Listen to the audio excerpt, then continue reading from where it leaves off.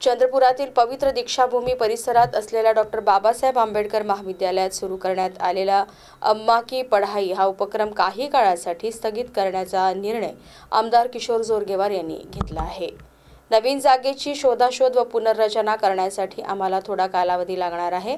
या निर्णयामुळे काही विद्यार्थ्यांच्या स्वप्नांना तात्पुरता थांबा लागेल याचे दुःख आहे। आम्ही त्यांची आशा पूर्ण करू शकलो नाही याचे मनस्वी वाईटही वाटते, पण हे कार्य इथे थांबणार नाही। ज्योत विझलेली नाही, ती पुन्हा पेटणार आहे अधिक तेजस्वीपणे असा विश्वास आमदार किशोर जोरगेवार यांनी व्यक्त केला। अम्मा की पढाई हा उपक्रम बंद होणार नाही आहे।